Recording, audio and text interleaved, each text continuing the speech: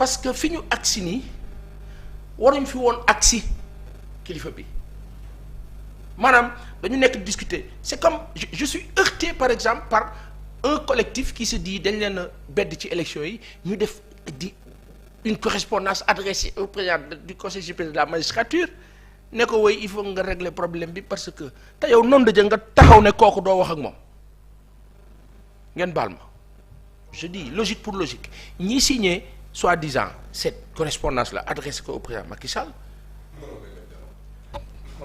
mooy les 44 recalés yi ñu wax. dañu waxante dëgg parce que la cohérence est importante et je comprends la précision de Ousmane Sonko quant à dire que laale wu ca. Je le comprends ainsi. Il faut rester sur sa logique. Sauf que Moustapha Sarré signé na au nom de Pastef. Non. Il n'a pas. déet signature bi gis naa ko de. Non.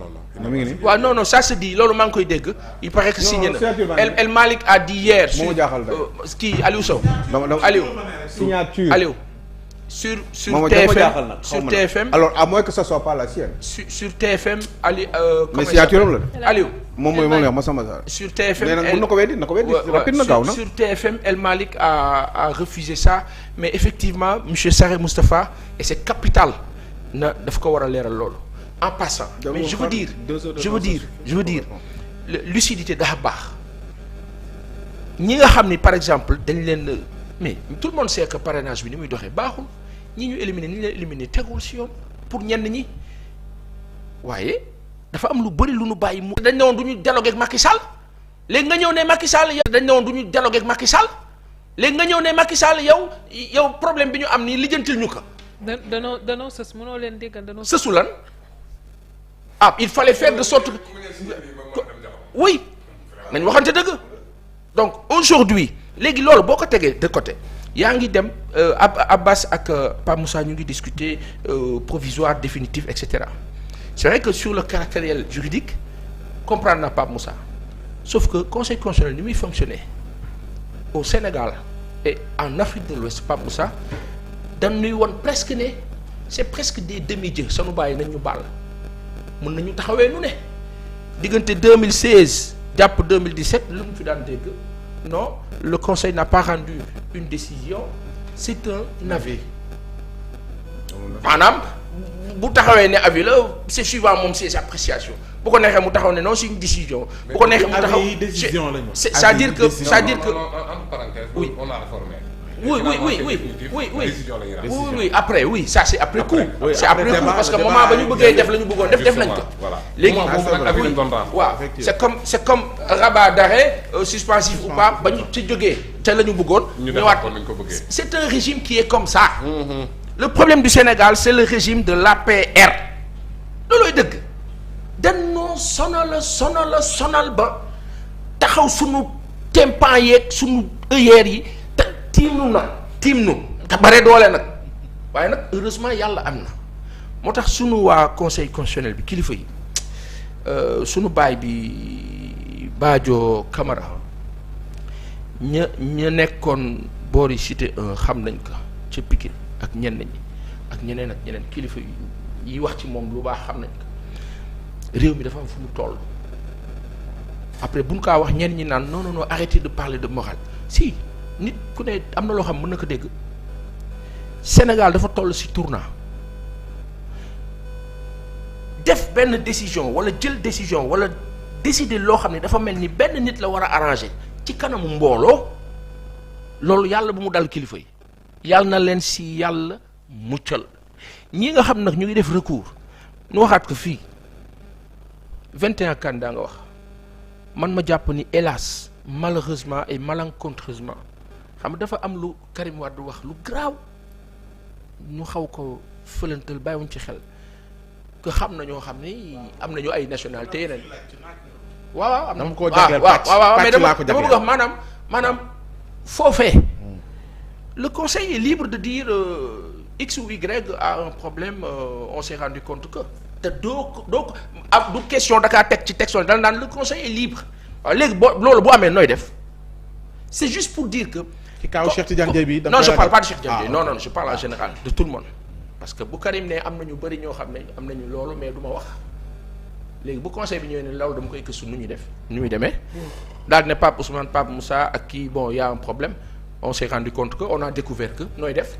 après nga ne ko non y a pas eu de recours par rapport ak loolu parce que c'était déjà fini mu ne la non le conseil est libre nooy def moo tax nga dem 13 dama ne jógee 21 daanu ci 13 waaw dama ne yàlla rek a xam ni mu tëddee nii bu ma sañoon duñ ci génne kenn dëgg yàlla parce que sonn nañu nag dañ bàyyi nit ñi ñu dem élection ñu xam ni 21 candidats la mënuñ ci dara mais le drame mooy que le process bi ñu waroon xeex te xeexuñu ko moo di parrainage yéen nan ngeen mën a comprendre en 2012 parrainage amul da ngay doon indépendant ñu laaj la nombre de signatures on avait 14 candidats y avait pas de parrainage bi nga xam ni kii nga xam ni mu ngi doon wax 47 listes ci législative yi c'est qui APR.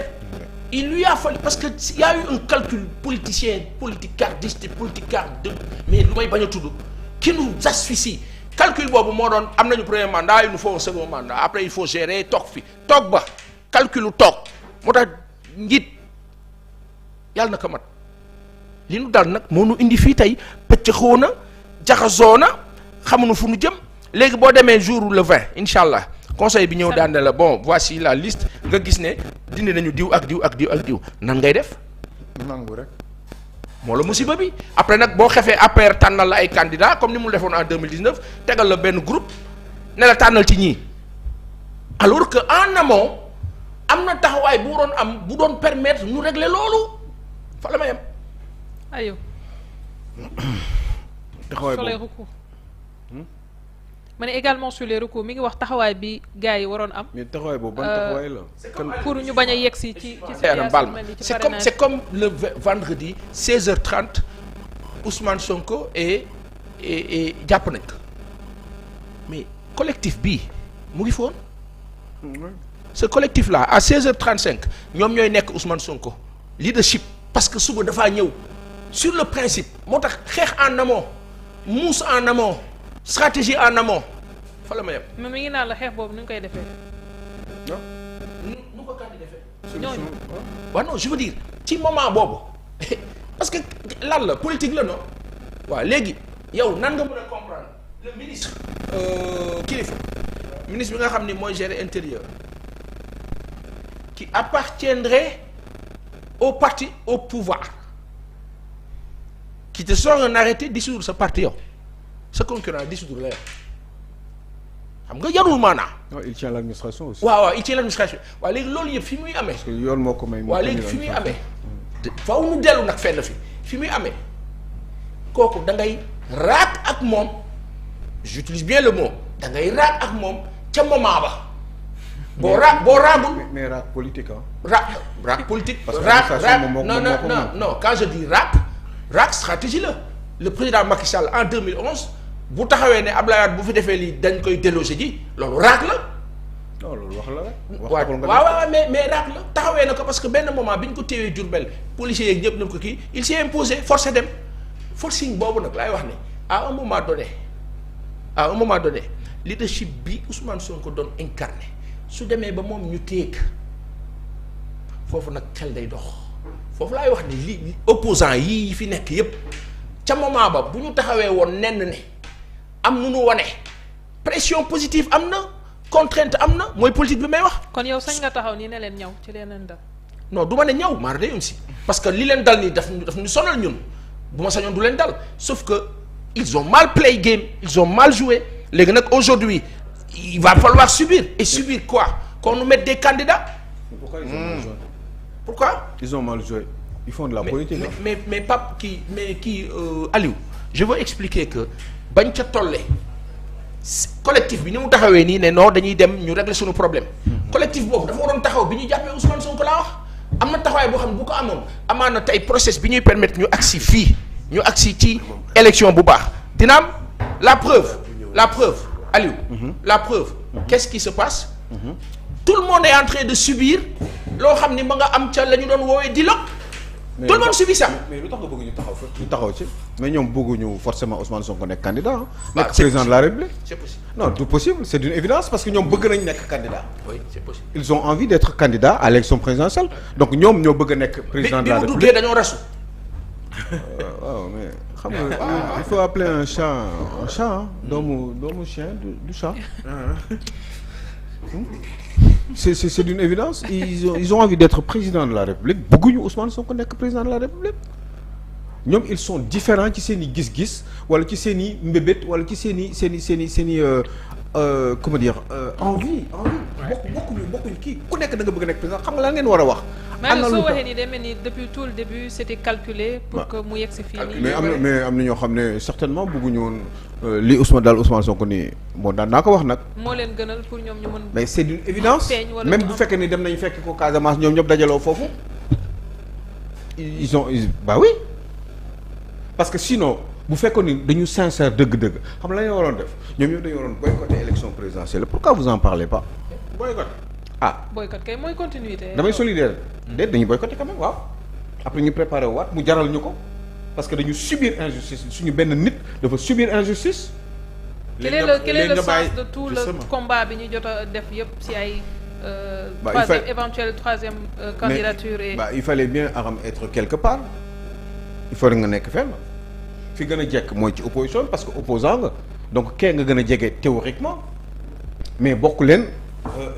yoon bi ngeen jëm non xam nga isaan mooy li may wax rek moi je dis souvent toujours bon je le dis avec toute la gentillesse qui s'y est parce que c'est vraiment pas méchant mais je dis que c'est une opposition d'hypocrite ils sont ensemble mais en réalité ils se détestent ku nekk yaa ngi xoolee sa morom ci benn affaire naan ko le mot gàtt ça n'existe pas entre opposition bi ak pouvoir bi mais ça existe à l'intérieur même de l'opposition sauf que ça se dit pas dañuy parce que dañuy gérante. si nekk tu penses que l'autre a un problème c'est son affaire après que et ça nous ramène à tout cela. Des fois quand il s'agit d'être solidaire on peut faire semblant on peut jouer le jeu mais en attendant on espère bien que ni waa ji bu ñu ko téye man dina am chance quand même pour éventuellement il y a moi je suis sûr que il y a beaucoup de gens beaucoup de partenaires de l'opposition de Ousmane Sonko qui sont contents de ce qui lui arrive. ci bëgg ni ku si nekk nag boo tëddee li ma wax na nga xalaat ndax dëgg loolu déet yow kese ak yàlla mais c'est la vérité. oui Aliou bu ñu delsee ci li Cheikh Tidiane Dièye wax naka la Amadou Ba ak ay avocats am mën a yegg si ci légèreté suñ ko mënee waxee noonu ci nit ñi avancer comme motif. mais ci am photo. waaw ci ay photo yooyu. waaw mais Amadou Ba Cheikh Tidiane Dièye mais Amadou Ba on peut pas naka la mën a dugalee recours yegg si ci niveau de. mais su ko neexee. parce que il veut justement décrédibiliser ay kiyam ay potentiels adversaires am dangereux. teg ko ci photo nii rek maa Ousmane Sonko photo. waaw mais léegi am na ci droit wala déet. logique non pour man logique kay waxuma loolu je suis au-delà de loolu. non mais d'accord dama ne bu ñu toogee xool éléments yi. léegi nag xam nga dañu waxoon ñeenti motivation sans pourtant ñu xam. Cheikh Tidiane Dièye ñëw ne photo la déclaration bu ma def la. ak tamit récépissé parti politique boo xamante ne takkeewu ma ci laalewu ma ci. mais même bu jël woon beneen même bu jëloon récépissé Ousmane Sonko sax. même bu wala récépissé quelqu'un boo xam ne Ousmane Sonko moo ko jox ordre wala mu jël 13 députés Ousmane Sonko eh bien ça changerait pas grand chose parce que ñoom ñaar ñoo gën a jege quand même. c'est d'une évidence il veut profiter de la situation. oui mais xam nga li nga wax ni ay commentaires la yooy xalaat mais lii c'est factuel maanaam da koo wax nii ne nii. waaw mais te bu ñu xamee ci avocat wu Amadou Ba yi am na kenn kii ko yóbbu woon. muy maître Amadou Sall. El Hadj Amadou Sall. quand même doone xamul. waaw mais c'est pas Ousmane c'est ce recours est impertinent.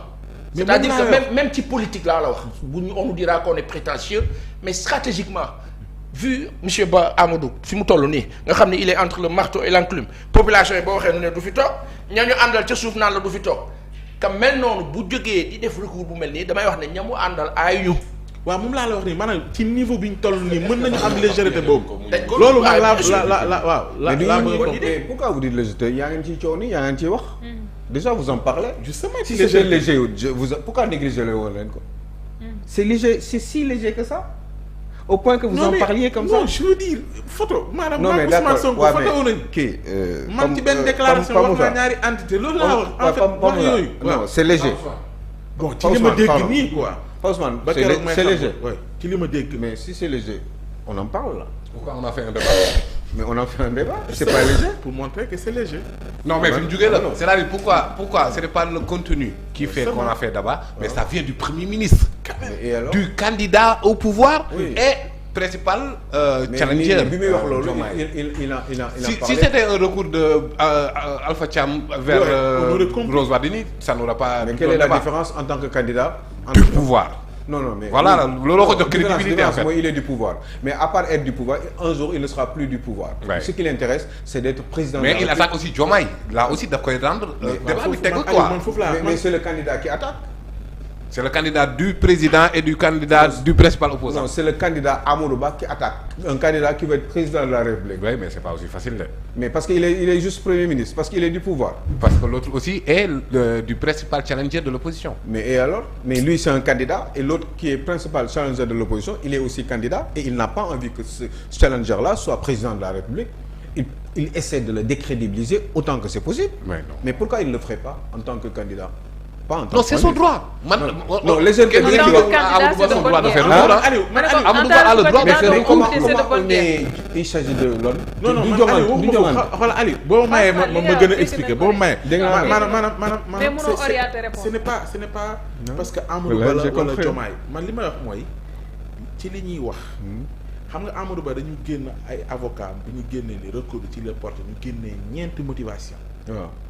ci ñeenti motivation yi bi ma dégloo Cheikh Tidiane Dièye tontu yi mu ci indi. soo xoolee motivation parce que am na ñuy wax ay fausses pièces yoo xam ne xamuñu woon lan la à quoi ça renvoie. pièces yooyu lan la.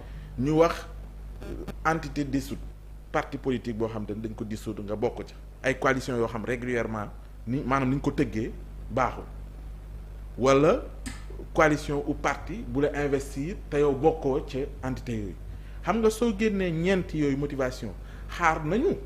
peut-être ci ñi tax nga def recours bi ñoom bu ñu génnee dañuy am jafe-jafe ngir prouver loolu mais su fekkee dañu génn wax ne la photo bii da la ñu yóbbu nit ku affiché mais quand même ci koo xamante ni yow premier ministre nga benn nekk candidat ba pare da nga bëgg a jiite réew. nga am ay avocats yoo xam xaaral rek ma ñëw nga am ay avocats yoo xamante ne quand même bu ñuy liggéey ci recours pour man dafa war a am ay éléments yu